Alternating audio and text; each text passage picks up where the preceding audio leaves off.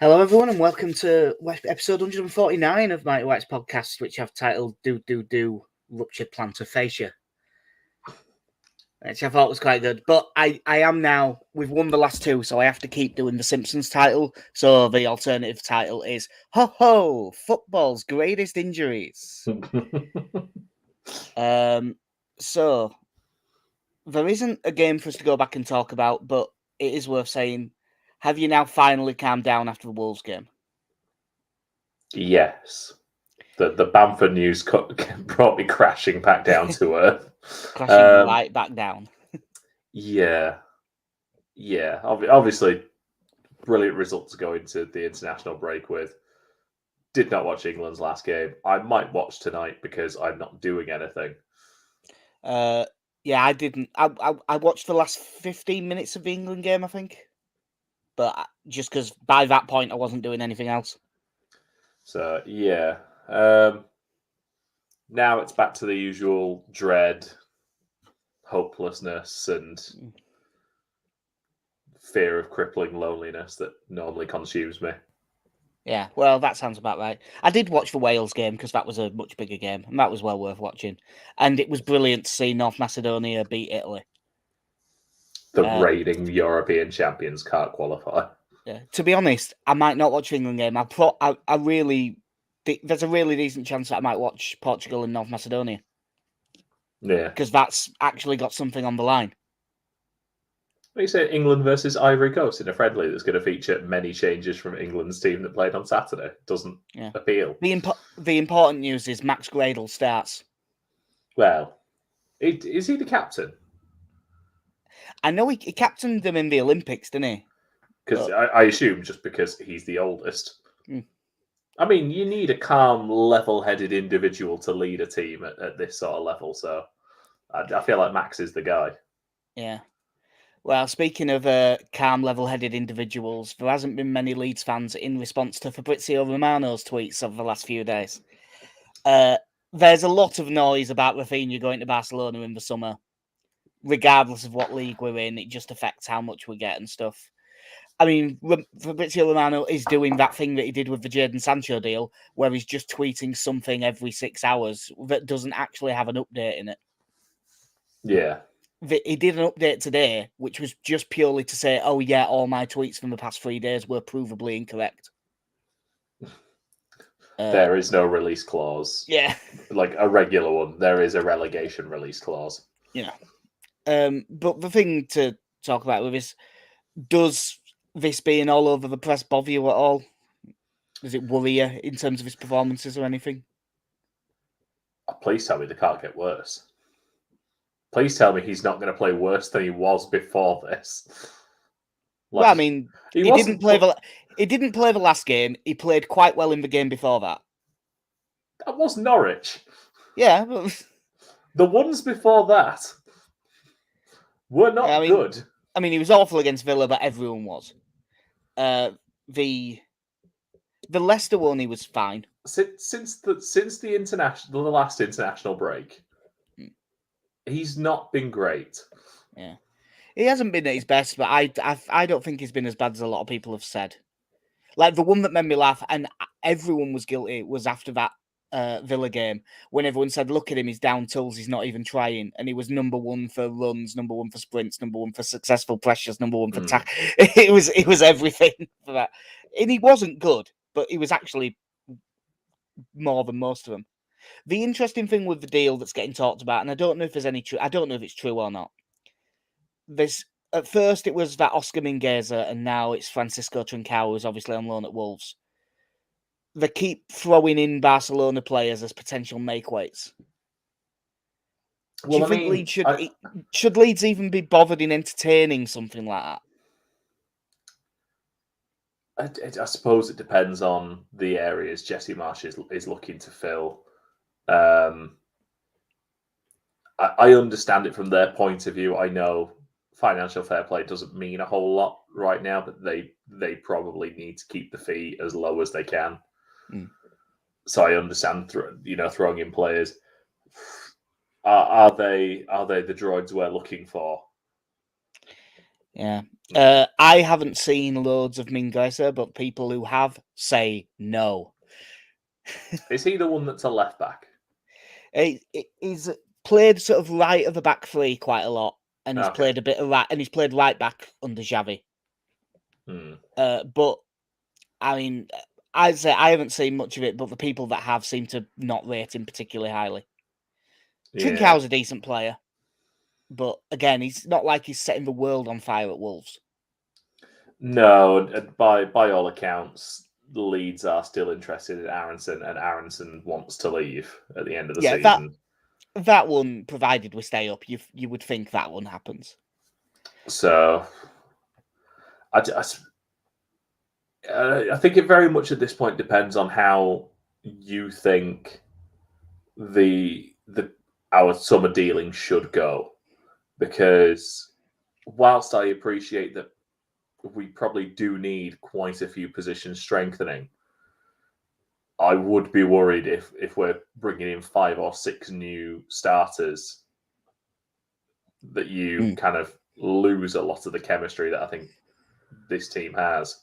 Yeah. I wouldn't expect that. I think there'll be that many players, but I wouldn't think there'll be that many starters. No, I mean, I think you probably need 3 players who are going to go into the starting lineup as and quality players that are going to come in. Yeah. For me, it's probably a centre mid, a striker, and harshly either a left back or a right back. There's a lot of people saying a right back, and a right back I would be okay with us signing one, but we really need a left back like that. Poor Junior Firpo. Yeah, but I mean, let's be right. We hardly knew you. Even if the Junior Firpo deal had worked out perfectly and we'd have ended up with Betis Junior Firpo, we'd still need a left back. Yeah, we definitely need 2, unless. Yeah. The difference is now we don't need if Firpo would have worked out, we might have needed a 19-year-old left back from somewhere, and now we need a first team left back. One of the things I would be very interested is a number of the players that are out on loan. If Marsh is going to take a look at them at the start of the summer and get have a bit of an evaluation of those, because I'm not saying that would go straight into the first team squad, but looking and thinking, is it worth having Leif Davis around for a season as the backup left back? Yeah, I'm not sure how he's done. I mean, I haven't heard rave reviews, but I also haven't heard negative ones. I think he's improved as the season's gone on, but I think he's had a couple of stints out with injury as well. Yeah. Because, he would be interested in... I mean, by the sounds of the way he's been at Cardiff, Cody Drammer walks into the squad for next season. Yeah. Probably doesn't start, but he appears to have been very good by all accounts. Again, he will be one that's very interesting to look at, whether the grudge, I don't know, was mostly with, I think his agent as well. Whether that extended to Leeds or if it was squarely with Marcelo Bielsa. Yeah. With everything Bielsa said, I said he'll never play for Leeds again as long as Bielsa's manager. But Bielsa isn't manager. And to be honest, I didn't think that was fair either. But I did think that I did think that was the case, though. I did think if Bielsa was still manager, then he was done here. But he isn't, so we'll see. And he has been getting rave reviews, so hopefully he should get something of a chance. I can't think of anyone else who's out on loan who'd have a chance other than Davis and Drama. Alfie McCalmont looks like a decent player, but he's not this level. I mean, the main 2 for me that you've got to look at are Helder Costa and Hedback. Sorry, I meant. I forgot. I forgot about Helder Costa. That he's coming back. I actually forgot he existed. Yeah, by all accounts, he will be coming back. Yeah, I think he probably gets shipped out on loan again, to be honest, to someone else with an option to buy, and we'll see if he does all right there, and then they might buy him. Yeah. Well, that is basically all of the news that isn't injury related. Yes. So Patrick Bamford is out for a minimum of 6 weeks with a ruptured plantar fascia. That's annoying. The club admitted that Bamford has had the injury for 12 months, basically. Why would you admit that? Yeah, like, players play through injury, and it does sound like it's the sort of injury that it's very difficult to deal with. And sometimes you can play through it and it gets better, and sometimes you can play through it and it gets worse, and all that stuff. But if you're Clearly, saying we he's had went it for with the gets worse option. yeah, but if he's had it for 12 months, why didn't we sign a striker in the summer? Or at the very least go, no, we're not signing a striker because we're going to just throw in Joe Gelhardt. Yeah. I mean, now it very much feels like the only option is Joe Gelhardt as striker for basically the rest of the season. I'm a betting man. Bet you don't start against Southampton. No. No, Rafinha will be back, and it'll probably go to him and Harrison on the wing and Dan James up front again. Probably. But yeah, it's another one of those weird ones. We've said it a million times about Dan James, that Dan James in and of himself isn't a bad signing. It was a bit overpriced, but it was because he wasn't what we needed that he got a lot of the stick. Well, we really needed a centre mid, and we didn't sign one, and we signed Dan James. And now it turns out we really needed a striker, because we were all under the impression that Bamford was out. Oh, he got a hamstring injury. Oh, we got this injury. But it turns out he's had this underlying issue for so long, and the club knew and just didn't deal with it. Yeah, it was so frustrating, and it's I defend the ownership a lot, and I know some of this will come down to Bielsa as well, who I think once it gets to the end of the season, there does need to be a discussion about Bielsa's performance from this season. But I feel like there should have been a level of insistence of, no, here's a striker. Have him on the bench at least. Just come on.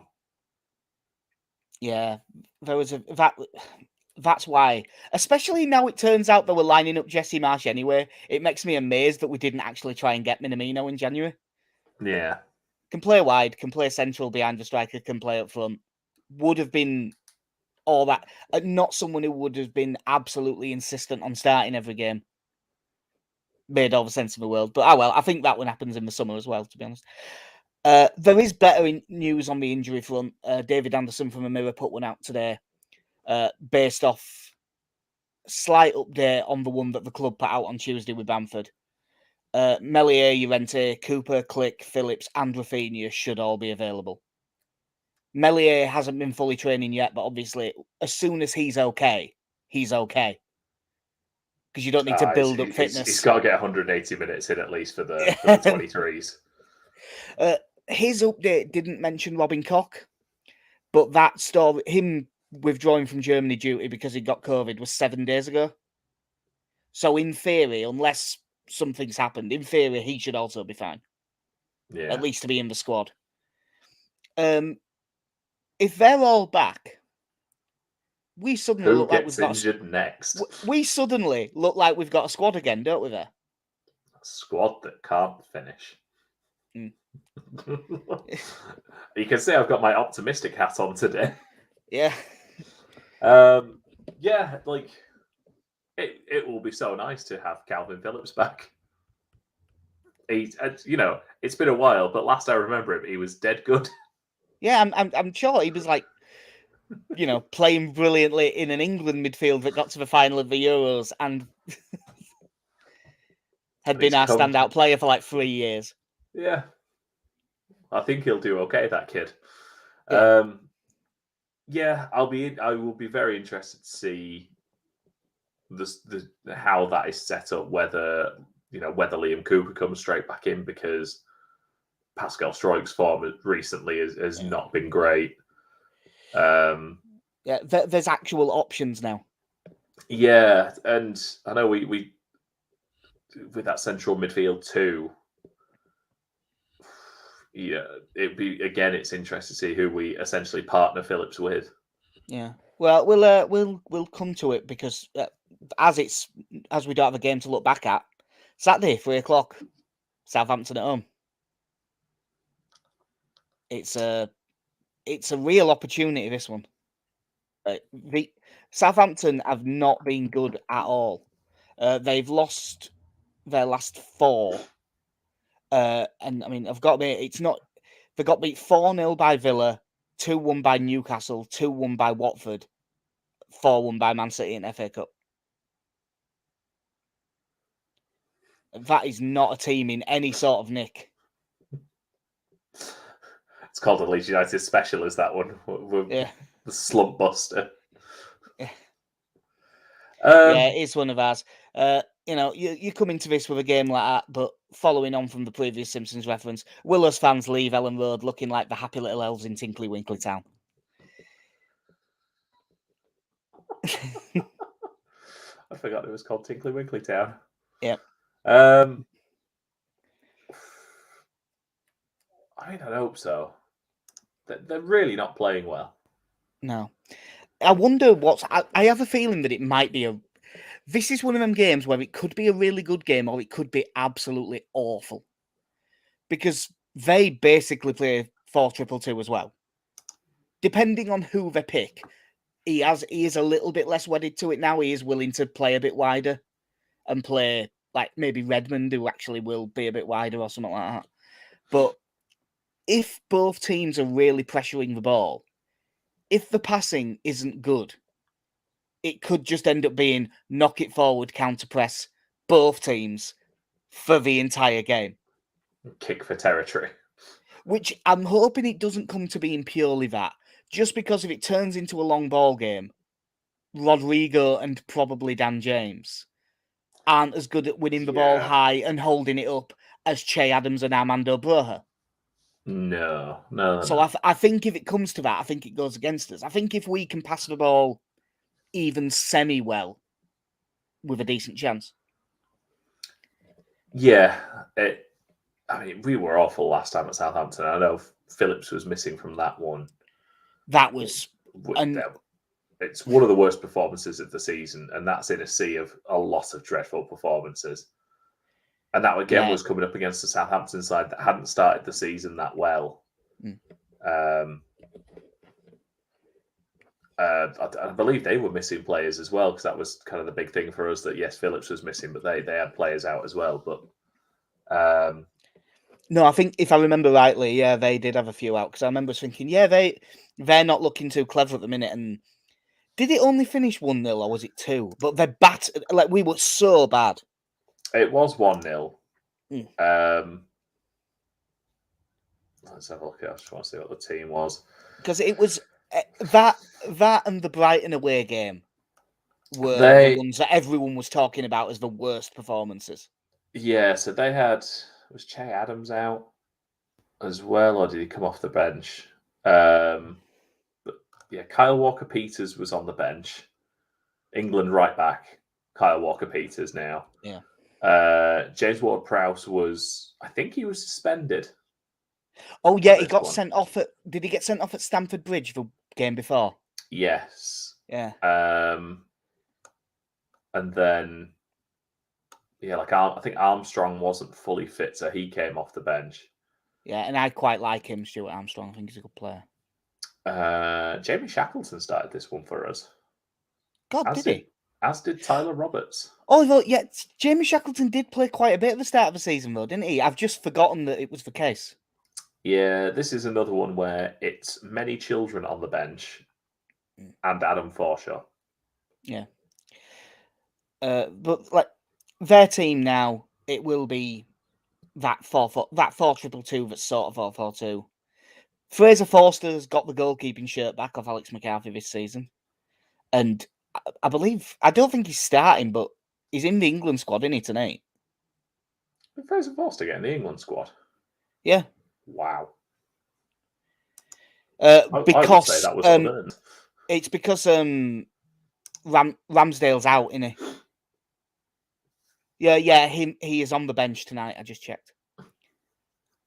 But he's had a much better season and been a bit more like he used to be. It'll probably be Bednarek and Salisu at centre back. That Salisu had a brilliant game against us in the previous fixture. Admittedly, it's a centre-back not being pressured at all, so because we've seen it a million times, but he did take advantage of it well. Yeah.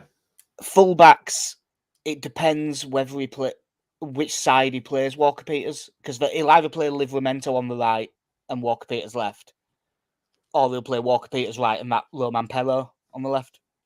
Yeah. It's a decent back four, but not better than that. Romeo and Ward-Prowse midfield too, you'd think. Which obviously, Romeo's very combative and a good player, and Ward-Prowse terrifies me because we're still no good at defending set pieces, and he's the best set piece taker in the Premier League. Yeah. I mean, he's a good player in open play as well. He's a very good footballer, but his set pieces are what terrify me. That Diallo's sort of a backup. He's all right. And then lately, I looked back through the last few games. The sort of inverted wingers have been Stuart Armstrong and that Mohamed El Yunusi have been getting the nod. So I would think that, even though they've been awful, I would think that'll probably stay the same. It could bring in like Redmond or play Moussa Djenepo out wide. And then probably Adams and Broho up front, because I don't think Adam Armstrong started a game for months. No, it has been. It does tend to be those two. Yeah. That Broho's a really good player. Yeah, he's on loan from Chelsea, isn't he? Yeah, and he signed a new 5-year deal just before he went. Yeah. So it's no one's going to be able to take advantage of Chelsea being a bit all over the place at the minute and get him on the cheap. No. Yeah, it's a decent team. That I'm still kind of surprised that Hasenhüttl's there. I know he's kind of spoken about life after Southampton in the last couple of months, but no, it's definitely a team again that can be got at. We've just got to get our foot on the ball, and the thing that worries me is with the way they play, we're going to be forced into quick passing, and that has not suited us at all this season. No, that's why I think this game might turn really bitty, because both teams are going to be forced into that sort of thing. I suppose if it comes down to like the ability to play the ball quickly through the middle, if Phillips is available and fit to start and is what he was, that would help massively. There's no pressure on Phillips. But we have no... I mean, we don't even know if he's going to start. But we look at the team, and I've got a few here. And I mean, we've sort of half talked about them already. But the first question I've got here is, does Phillips start? I think so. I think if you're going to do it, and unless it comes out that he is not, that they don't think he's ready to play yet, or that it's 50-50, I would play like we did with Bamford against Norwich and play him for the first half if you can only do 45 minutes, for example. So we can start on the front foot more than have him potentially joining a game where we are behind. Who do you think he drops, Fascia or Click? I think Click. See, I think I'd rather see. I think it's Fascia, to be honest. Which would have, if you'd have asked me that 4 weeks ago, I wouldn't have expected to say that. But I think if one of them drops out, it's probably Fascia. Yeah, I don't know if, given the position we're in, he looks to be a little bit more pragmatic and a little bit more defensive minded. But I mean, we are at home, so I do expect us to go for it more. So it would make sense to go with Click. Yeah, I'd say I didn't have Click down as being the player in this midfield too, but I think he's been pretty impressive. A lot also depends. Like, he is back in training, so he's cleared concussion protocols and everything. But whether he missed a bit and maybe isn't quite as fit as some others, I'm not sure. I wouldn't mind seeing Phillips and Koch together. I think that's very negative for this game. I'm very concerned about this game. I wouldn't mind that. You know, like when we play Man City. I'm all right with it then. We'll see. The second one I've got down here is who is our centre-back pairing? Because in theory, everyone's available. Like our first 6 centre backs are all available. Probably. I think I would most like to see Cock and Cooper, but I think it will be Llorente and Cooper because Struijk has been struggling. I think it's going to be Llorente and Struijk, but there is. I mean, I said it last time. I do overall still think Struijk's our best centre back, but he has been pretty woeful this last 4 weeks. Yeah, it's been his worst run of form for a while. So if they do drop him for Cooper, that's absolutely fine. He's captain as well. That I'm absolutely fine with it if he does, but I don't think he will just yet. Yeah, so I've gone with Llorente and Struijk, but we'll see. I do think it'll be one of the right-left combinations, no matter what it is. I can't see it being Cock and Llorente or Struijk and Cooper. Yeah. Although it doesn't matter quite as much now. You'd assume if Rafinha's fit enough to start, he plays on the right. So is it James or Harrison on the left? Yeah, I would guess Harrison comes back in and Dan James plays as the second striker. Yeah, James alongside Rodrigo. Yeah.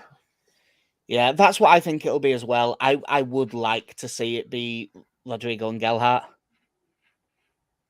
I think I would prefer that. Like the one thing I feel like, and I know Dan James actually presses quite well. I feel like Joe Gelhardt's sort of natural style of, I don't know if I count it as pressing. It's more just that terrier style of I'm going to either, the Alan Smith style of centre forward play. Now that's Max Dean. Well, yeah. Hey, the Bamford injury. I saw some people saying on Twitter. That's one step closer to that Max Dean debut. The other one that we should mention, because obviously he threw him on early in the last game, is there a chance that Sam Greenwood gets the nod? A bit more disciplined. He is, in terms of like tackling and stuff, he is probably better suited to pressing than some of the others.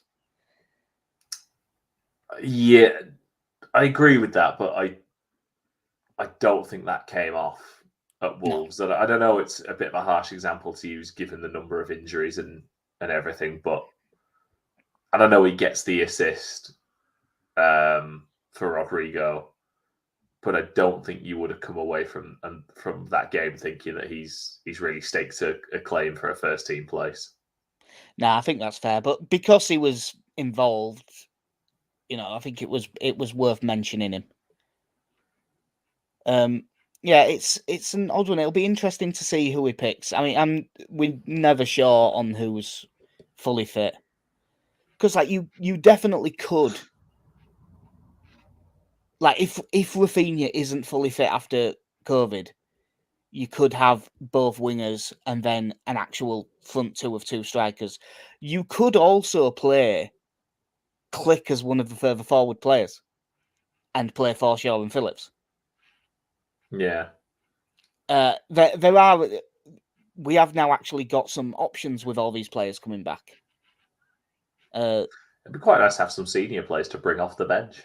Yeah.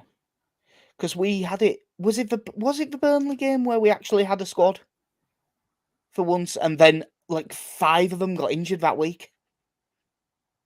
Yeah. There was one game where Bielsa basically had a fully fit squad to pick from, barring one player, and then they all got injured that week. Yeah. With our injuries, it's always felt like 1 step forward and 2 steps back. Yeah. To be fair, hasn't it? So, is there anyone in particular for them that has you worried?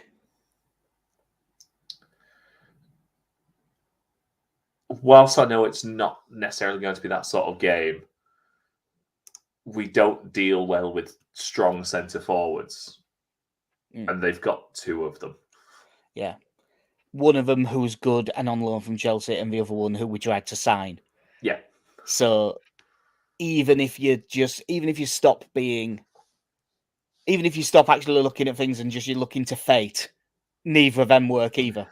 No.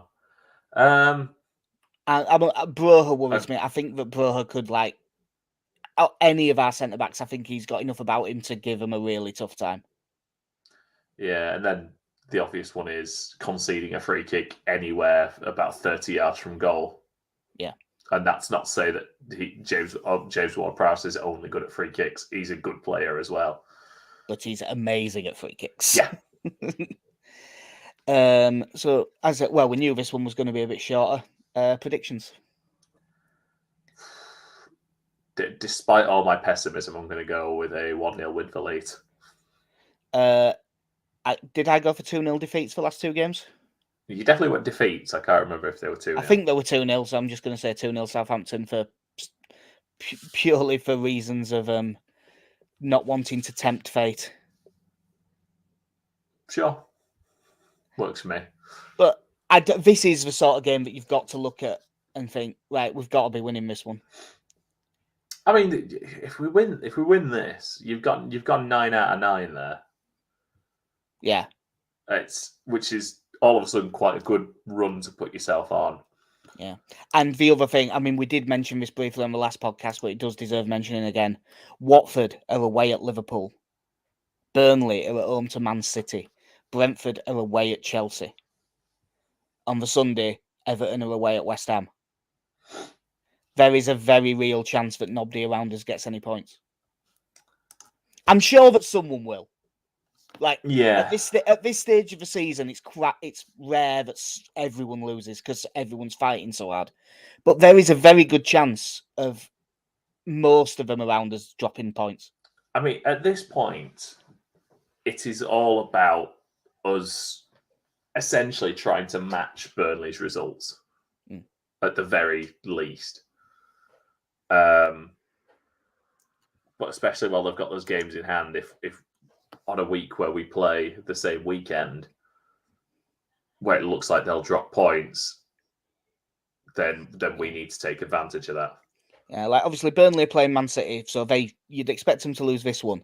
But then their two games after that are Everton at home, Norwich away.